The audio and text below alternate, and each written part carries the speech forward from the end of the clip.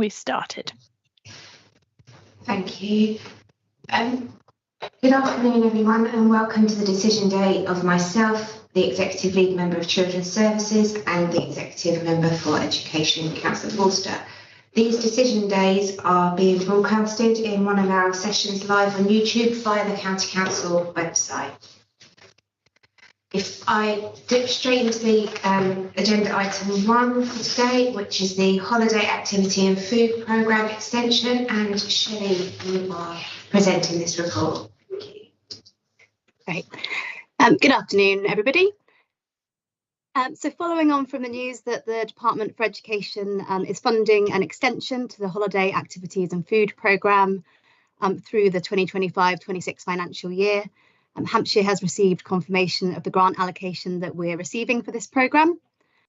Therefore, this report is recommending approval to spend the 3.6 million allocation, which will be for a programme running through April 2025 to March 2026.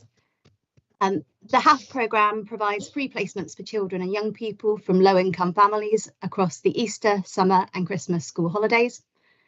It's primarily focused on those who meet the criteria for benefits eligible free school meals. However, we are able to allocate 15% of funded places to other children and young people who don't quite meet that criteria.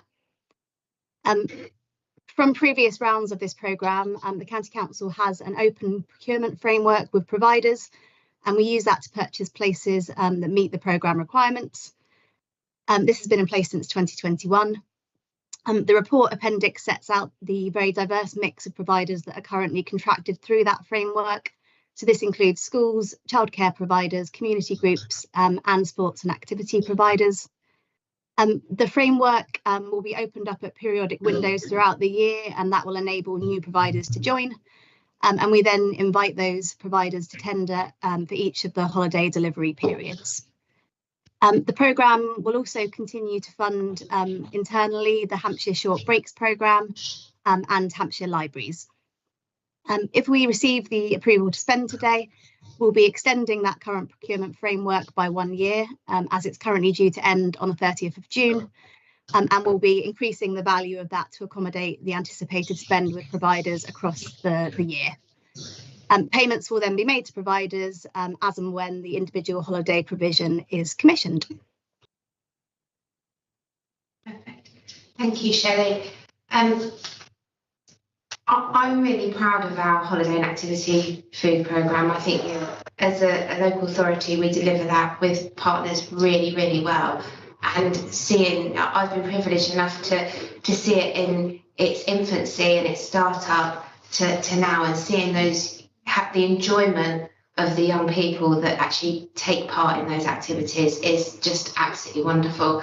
And I'm looking forward to, if I'm honest, to some visits over the Easter period, ideally. I don't have any questions on this paper at all. It's a really good report, a really good piece of work. And like I said, the work that goes on in that provision is just amazing. It really, really is. I don't know if any other members have any questions about the HAF programme at all. A brief comment that I'd like to make is to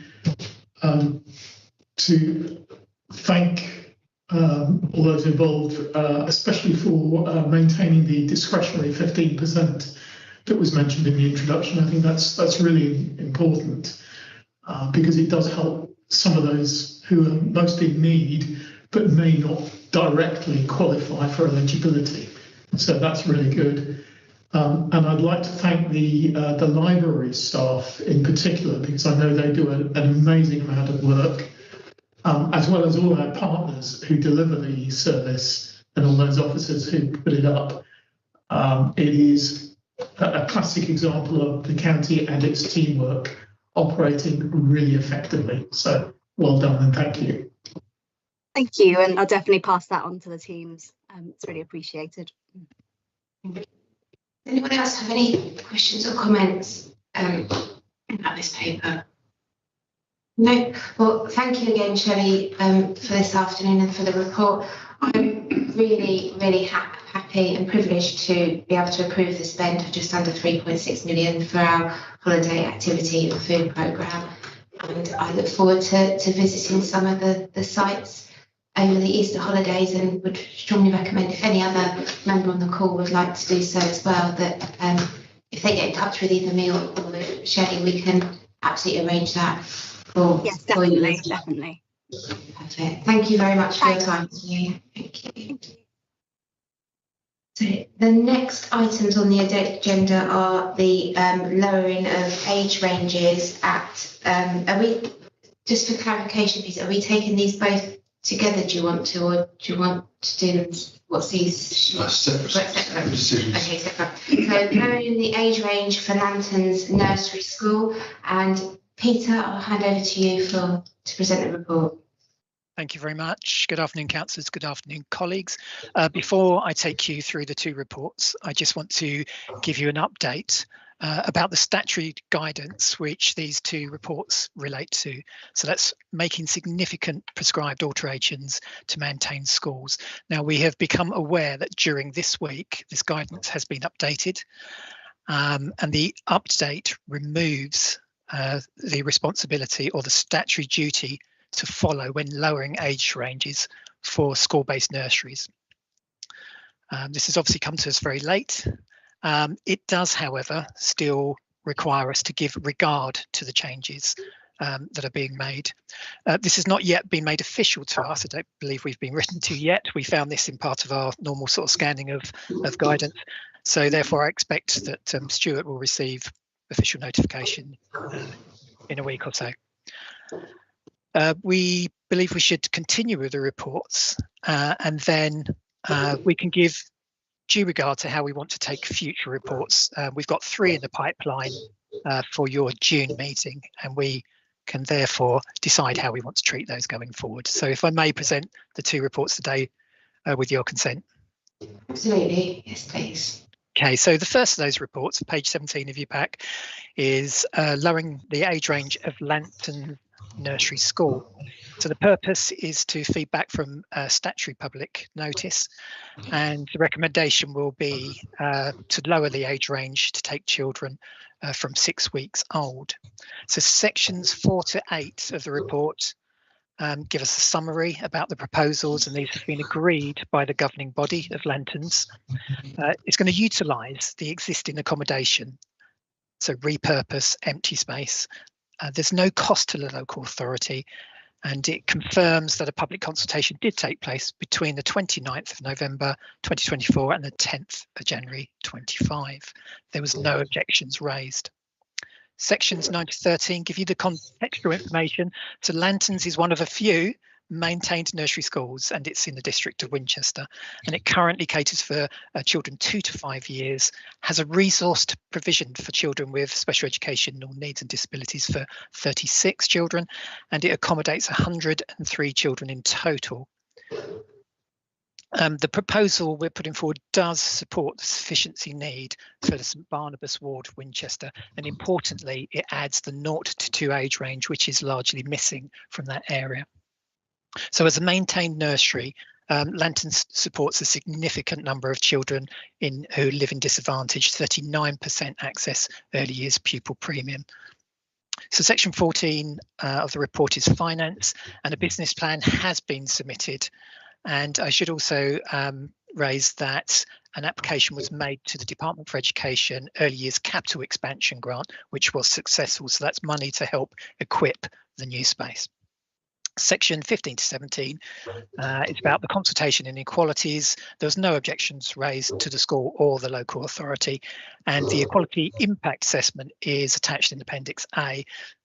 Very positive impacts, as you can imagine, so particularly on maternity, poverty, disability and age, and neutral for all other areas. A travel plan hasn't been considered for this setting simply because of the staggered arrival and departures, and most of access to the nursery is currently in sort of methods of active travel, such as walking and cycling, etc. A climate impact assessment is attached in Appendix B, and because it's a repurposing, there's not a new build, there's limited impact there, and there's no human resources impact at all. So the recommendation for you is that the Executive Lead Member for Children's Services approves the proposal for Lanterns Nursery School to lower its age range to take babies from 6 weeks. Thank you, Peter. I think with this one, I think it's really important that the governing body are in agreement with this and are really supportive of this, that there hasn't been any objections to those consultations. And also it really, as you've mentioned just now, that it does cover that sufficiency need in the area for those lower ages.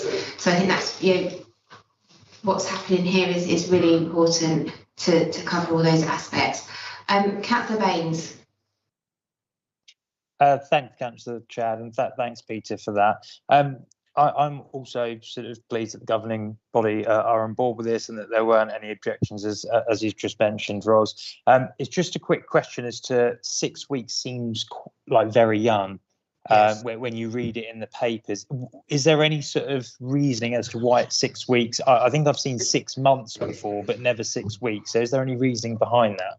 Yeah, so it is very much a catch-all.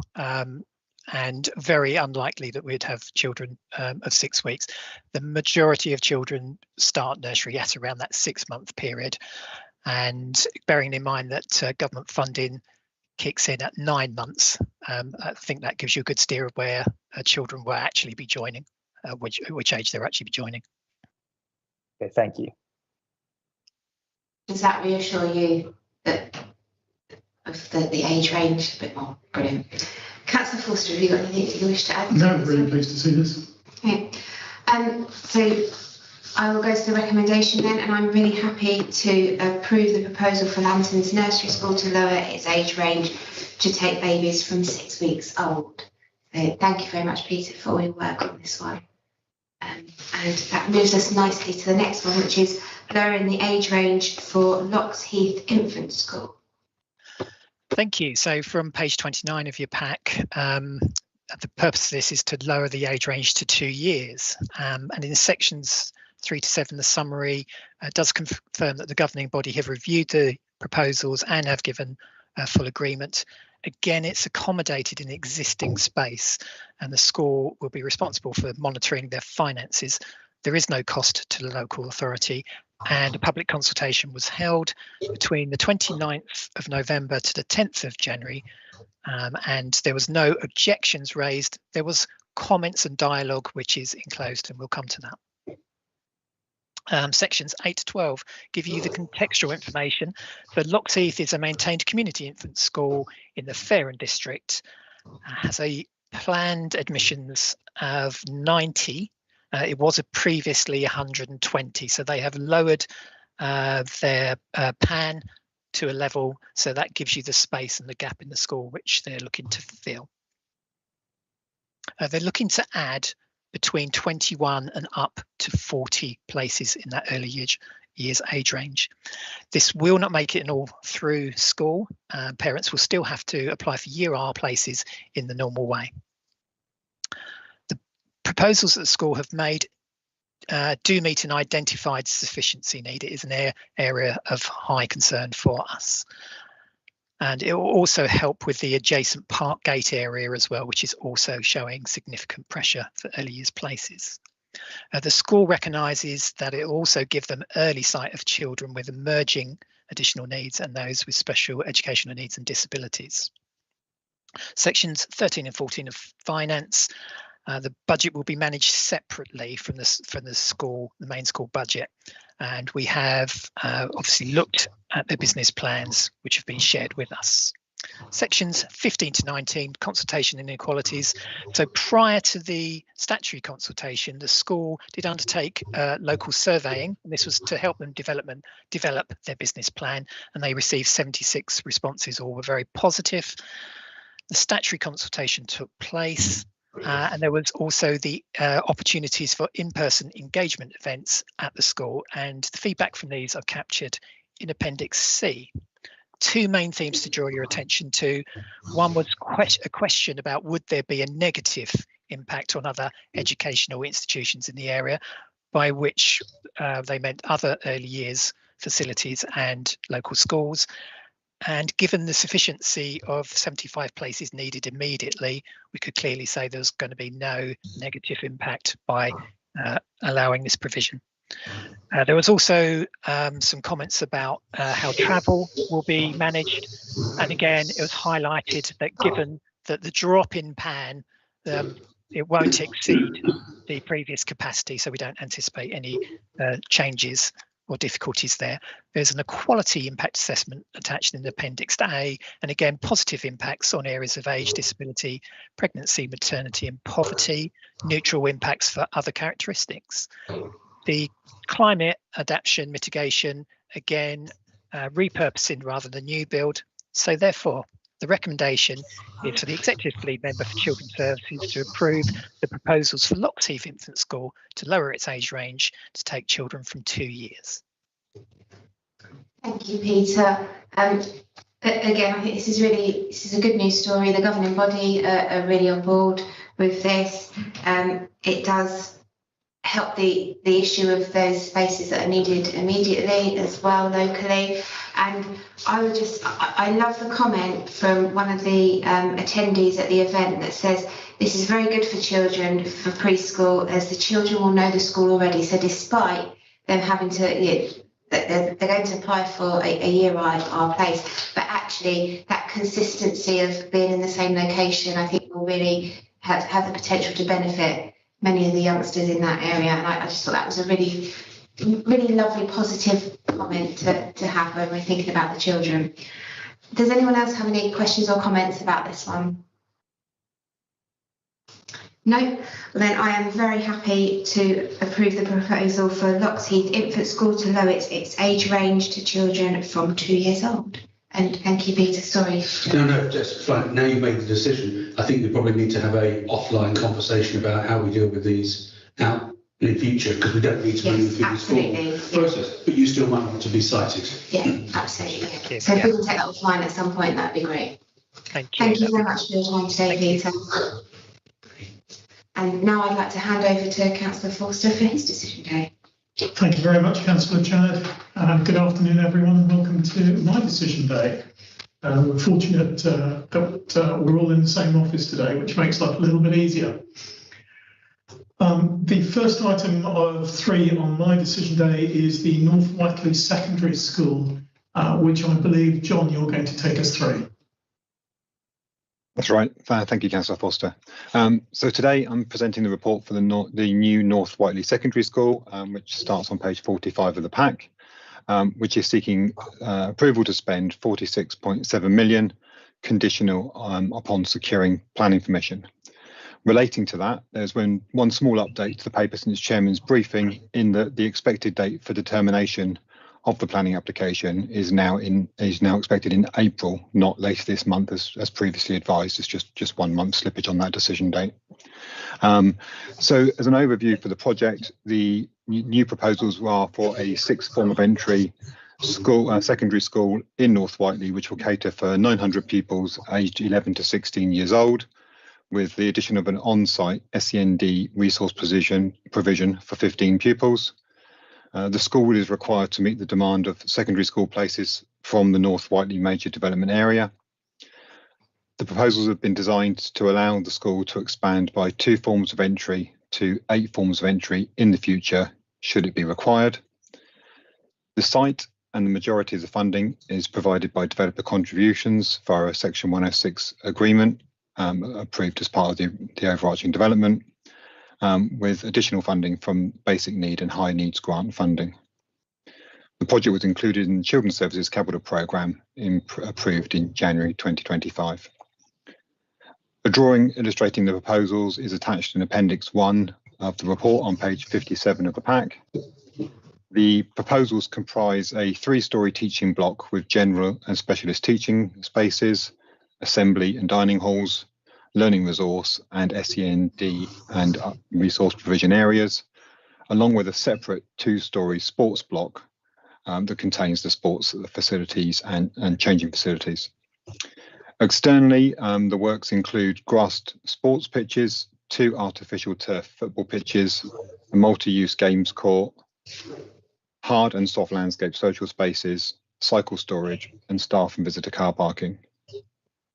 The design enables the use of the assembly hall, sports hall, activity studio, and sports pitches for community use outside of school hours. Planning application was submitted in November 2024, and as I said, approval is expected in April 2025. From a construction point of view, we have appointed Kier Construction through the Southern Construction Framework as principal contractor, and subject to this decision, we are anticipating a start on site in late summer and complete for summer 2027 for the start of the 2027 academic year. With regards to carbon mitigation and climate change adaptation, the proposals include measures to reduce carbon emissions. These include super insulated building, taking a fabric first approach, an all electric kitchen, energy efficient lighting, photovoltaic panels, and mechanical ventilation with heat recovery.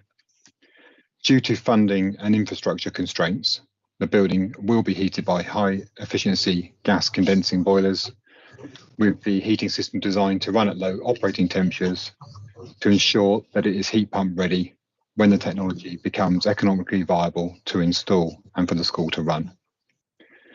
With regard to climate change adaptation, measures included within the design include cross ventilation, nighttime ventilation to enable overnight purging, solar control glazing, and sustainable urban drainage system, which will attenuate surface water runoff before it enters an adjoining detention pond, which is outside of the site but forms part of the wider Whiteley development. I think there's a sufficient oversight of the project. The recommendation is for the Executive Member of Education grant suspend approval for £46.7 million for the project proposed for North Whiteley Secondary School, conditional upon planning permission being secured. Thank you. John, thank you very much indeed for that and all the work that you've done towards this. Members, I know that Councillor Wallace had a comment that he'd like to make, so can I invite you to speak first, and then I'll invite anyone else who'd like to ask any questions or comment. Councillor Wallace. Thank you. Yeah, I just wanted to take the opportunity to reiterate how much everybody in Whiteley is looking forward to having this secondary school. It's obviously not covering just, it covers that, it'll be it's a real good addition to the whole of Whiteley, not just North Whiteley. We've got about 3,000 homes in the original part of Whiteley as well, which will be covered by this, and we've got about 2,000 of the 3,500 total planned in North Whiteley. So it's a big old population down there, and they're really excited to have this new secondary school. Yeah, my understanding is that the design of the school is based on recent similar school builds in other parts of the county, and that lessons learnt from those builds have been incorporated into the design. So that's good to hear, and we're looking forward to seeing it. I did a couple of comments on the sustainability. I think there's been loads done on a really good start on sustainability. I'd have loved to have seen heat pumps, but John and the team have talked me through why that's going to be a challenge in this particular occasion, on this particular application, but we look forward to seeing those going forward into other schools. The only other issue is around active travel. It's not really for today, but there are some active travel considerations that we need to work on and resolve so that we can get as many children walking and cycling to the school as possible. So that's something which I know I've been talking to officers about already, and we'll be talking more about planning as well. So, but yeah, overall, just wanted to kind of reiterate the fact that everybody in Whiteley very excited about this school, so hopefully it'll get the support today and move forward. Thank you. Councillor Watts, thank you for your comments, and I know those points around active travel have already been taken on board. It's very much part of the key design brief for the school and the entire site and location. Councillor Baines, your hand up. Thanks, Councillor Forster. Yeah, very similar comments from me. Completely welcome this recommendation, and I know it's going to be enormously welcome to the residents and community in Whiteley, so completely support this recommendation. Thank you. Thank you, Councillor Baines. And Councillor Chen, you had a question? Yeah, thank you, Councillor Forster. John, I know this is probably already happening, but I just think that, is it possible for at appropriate times for local members to make sure that they're fully briefed on what's happening, and possibly a visit in the future, as when we've actually got bits poking up out of the ground rather than what we currently have, I think is best. Absolutely. I mean, I think of a project of this scale and complexity, there'd be a number of key moments when we could make opportunities for visits, and I would expect that we would hold some kind of topping out kind of ceremony where yourself and Councillor Forster could certainly attend. Often contractors are keen to do something around, say, a frame signing or some kind of formalisation of that process. So I think many opportunities, but also some formal moments during the construction process, and obviously on to the completion for September 27. Brilliant. Thank you very much. That's a great idea. Thank you, Councillor Chan.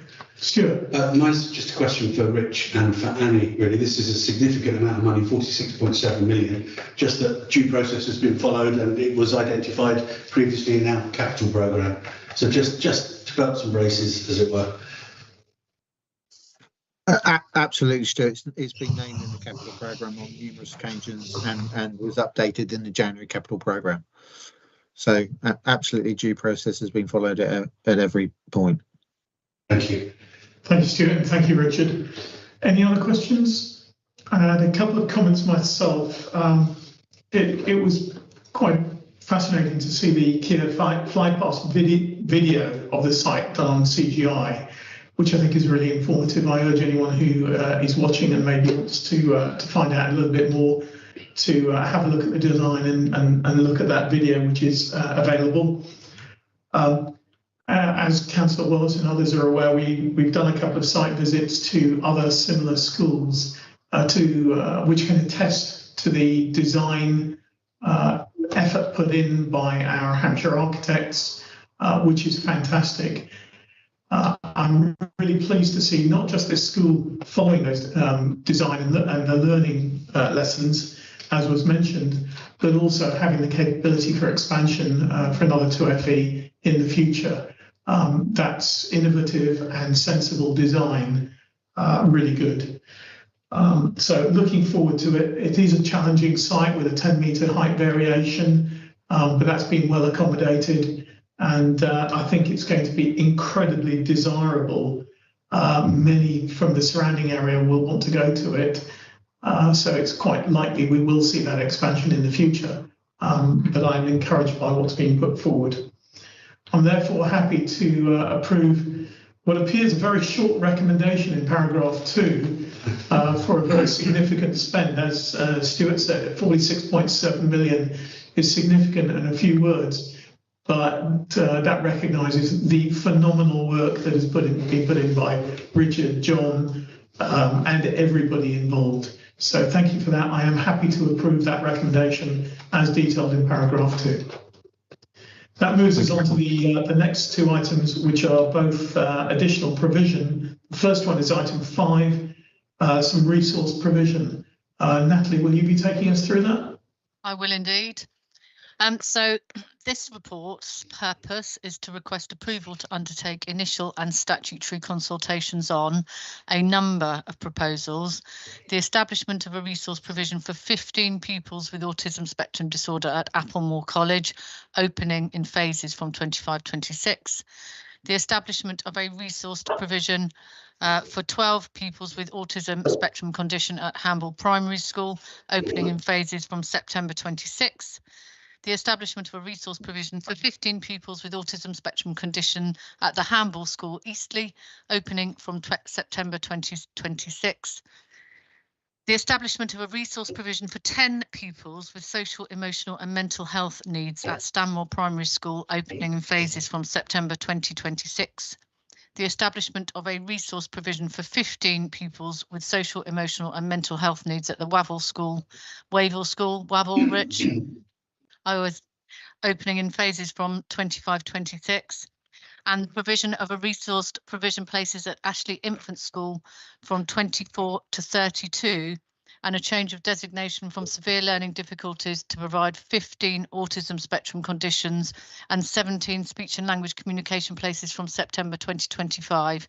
Finally, the establishment of a resource provision for 10 pupils with autism spectrum conditions at Newtown Church of England Primary School, opening in September 2025. I said finally that is for our maintained schools, but we do also wish to request approval to support and work with Robert Mays School Academy Trust on the expansion of the resource provision for pupils with autism spectrum condition, increasing from 12 to 15 from September 2025. I'm going to move on to paragraphs 14 onwards, and I'm going to describe the rationale behind these for each. So Applemore does currently operate a specific learning difficulty resource provision with approval given at the Executive Lead Member for Children's Services decision day in January 2025 to consult on the reduction of places from 20 to 12 due to a decrease in demand. The school and the New Forest area has, however, seen an increase in pupils with autistic spectrum condition needs, and there are currently no resource provisions for this in the New Forest district. So we therefore submit this proposal. The school proposes to utilise existing surplus accommodation to become the base for the resource provision, so only minor adjustments will be required. Regarding Hamble Primary School, there has been an increase in pupils with autistic spectrum condition, and there are no resource provisions for primary age pupils in this area of the Eastleigh district. So the proposal to provide accommodation to meet the needs of 12 pupils is for this reason, and the school proposes to use existing surplus accommodation to become the base, so only minor adjustments will be required. With regards to the Hamble Secondary School, there's something slightly different here because we usually ask for resource provision increases in schools that are good, and Hamble School was inspected in September 22 and judged to require improvement. However, we've worked very closely with the school since, and we are convinced that it has significantly improved, and we are confident that it is appropriate to run a resource provision, fully confident. As stated previously for Hamble Primary School, we have seen an increase in pupils with autistic spectrum condition in the area, and there are no resource provisions for pupils in the Eastleigh district. So we propose this accommodation is provided by a double modular classroom to be installed on the Hamble site.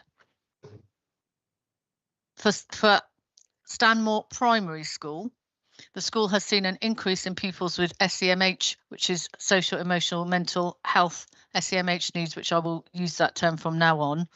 And there is no SEMH resource provision for primary age pupils in the Winchester area. The school proposes to utilise existing surplus accommodation, so very little resource would be required for this. In terms of the Wavell School, the currently operates a specific learning difficulty resource provision with approval given at the Executive Lead Member for Children's Services decision day in January to consult on the reduction places from 20 to 10 from September, because there is a decrease in demand for this provision, and we know that there is additional demand for SEMH needs, which is why we are proposing this. The school will require additional classroom spaces for the base of the resource provision, which we are anticipating we will be able to supply using a double modular classroom. For Ashley Infant School, it currently operates a successful resource provision for 24 pupils with severe learning difficulty, which we will now call SLD.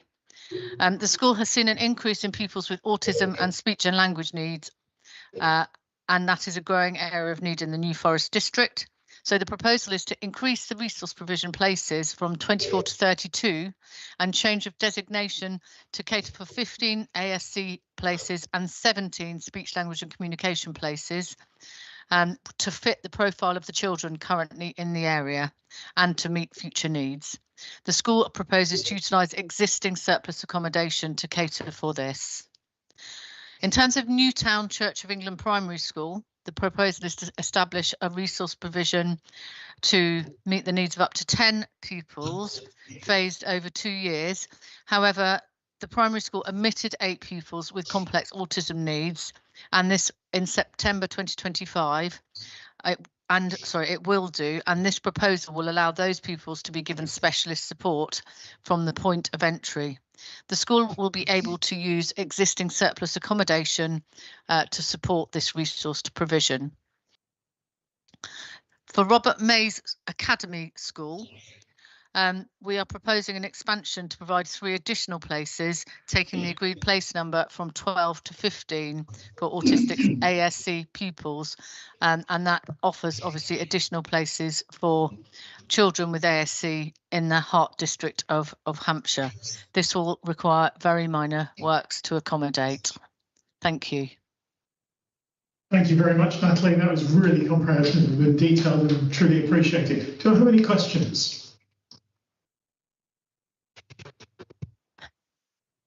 No? Well, that's pretty simple. It was helpful going through all that detail. This is a 1.84 million spend. I think in terms of value for money, it's brilliant. Also, it ties in with the work that our officers have been doing to deliver additional resource provision places and make sure that's tailored appropriately for the area in the fastest possible time frame, which is really beneficial. Will help the children and their families significantly. I think this is a huge step towards what we want to achieve. So I'm happy to take the recommendations in paragraphs 2, 3, 4 and 5 and to approve all of those. I assume I can do that in one go.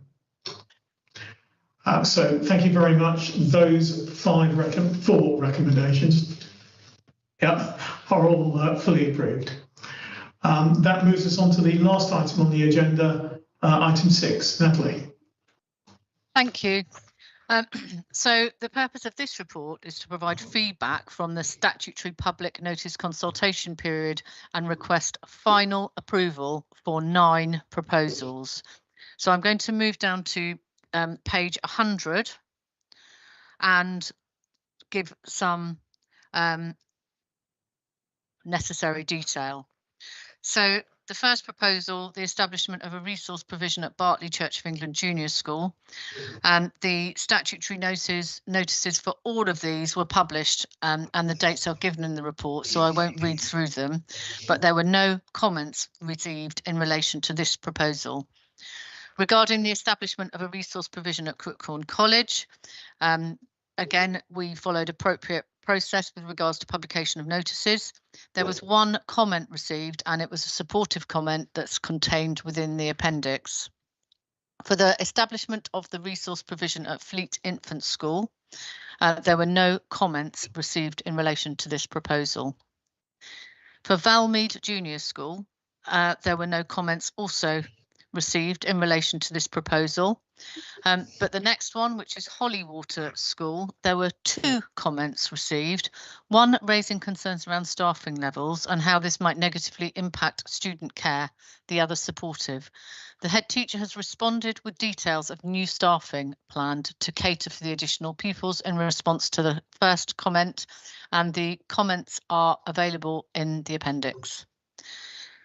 With regards to the consultation on the expansion of places at Maple Ridge, 2 comments were received in relation to this proposal. One asked for the full proposal and one raised concerns about the increase in traffic and parking implications. The designs are still being developed with increased parking proposed, and the school travel team is working closely with the school to identify how peak times could be managed and not affect local residents.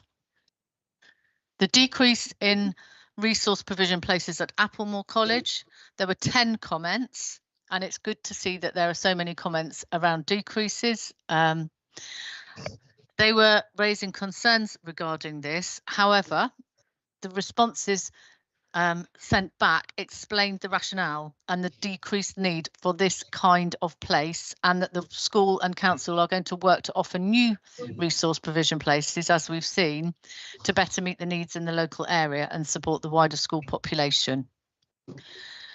The decrease in resource provision places at Crestwood Community School had no comments received in relation to the proposal. In terms of the Wavell School, there were 5 comments received, 2 were asking for full proposals, another related to whether the change would be extended to 6th form settings, The final comment was concerned about the impact this could have on inclusivity at the school. The council and school are working together to offer new additional resource provision places for pupils to better meet need in the local area and support the wider school population and the inclusivity of the area, which is helpful in response to the comment made. Reduction in physical disability resource provision places at King's School. There were no comments received in relation to this response. Thank you. Thank you very much, Natalie. Comprehensive as ever. Are there any questions? No, thank you. I reiterate Natalie's comments. It's good to have those the feedback and the answers relating to them on the changes that were proposed, particularly on the decreases, and to hear that we will now look at how we reutilise that space best to provide what's most appropriate. I'm happy to give formal approval for the points listed in recommendations, paragraph 2, en bloc. So those are all fully approved. I'd like to thank everyone for coming along to my decision day today, for the huge amount of work that has gone into all of these, which we'll see, if my numbers are right, about 160 additional places coming through, slightly more than that. It's a phenomenal piece of work that will continue to deliver for our children the right places and the right locations. Thank you very much. I wish you a great weekend, and I'd like to ask Emma if you can please stop the recording, the broadcast, I should say.